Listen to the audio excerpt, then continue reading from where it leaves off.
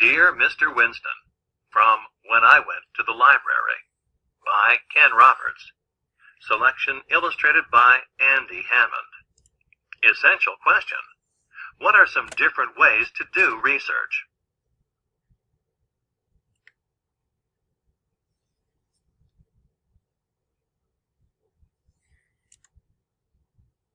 Dear Mr. Winston, my parents said that I have to write and apologize.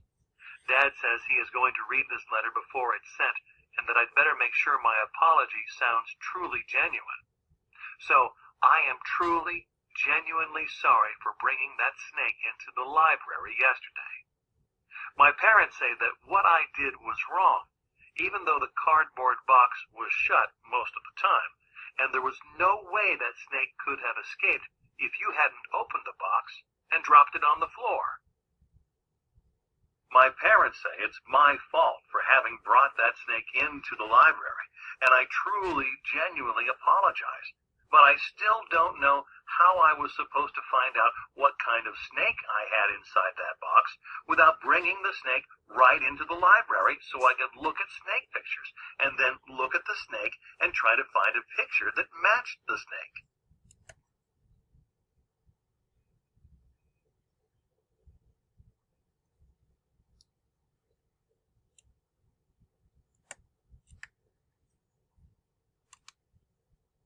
Analyze the text.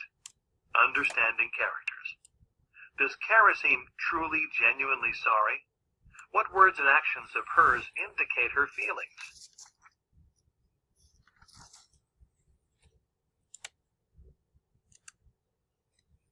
I told my parents something that I didn't get a chance to remind you about before the ambulance took you away. I did come into the library without the snake first. I left the box outside, hidden under a bush, and tried to borrow a thick green book with lots of snake pictures. You told me that the big green book was a reference book, which meant that it had to stay inside the library, and I couldn't take it out even for 10 minutes. My parents say I still shouldn't have brought that snake into the library, and that I have to be truly, genuinely sorry if I ever hope to watch Galactic Patrol on television again.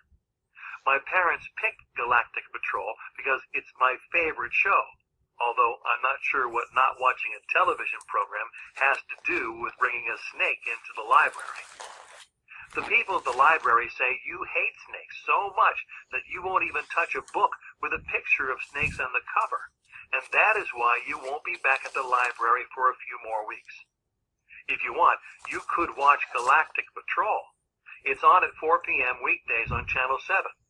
There are no snakes on the show because it takes place in space.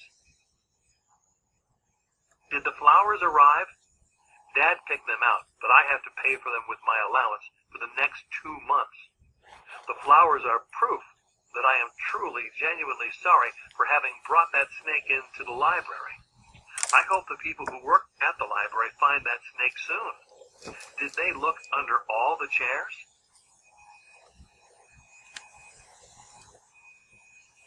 That snake isn't dangerous. It is a local snake, and there are no poisonous snakes in Manitoba.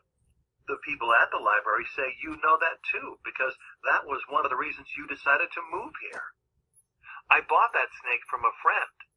I paid 1 month's allowance for it, which means that snake has cost me a total of 3 months' allowance, and I only owned it for 1 hour.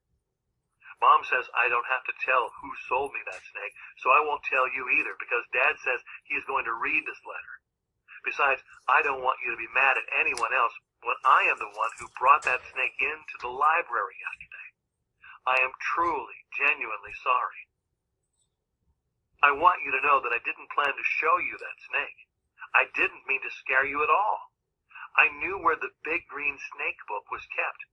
I put the box on a table close to the book and tried to find the right picture. I looked at a picture, then at the snake, at another picture, and then the snake. I did that 5 times and can tell you that the snake inside the library is not a python, a rattlesnake, an anaconda, an asp, or a cobra.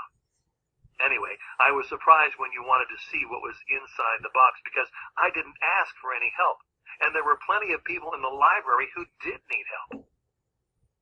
Dad says that the fact that I said nothing instead of a snake is proof that I knew I was doing something wrong when I brought that snake into the library.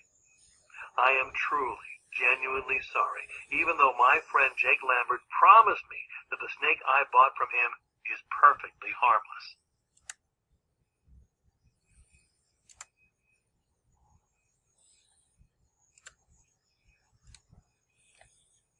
I did tell you that I didn't need any help, and I did have a snake book open in front of me, so I don't know why you insisted on looking inside the box if you are so afraid of snakes and everything.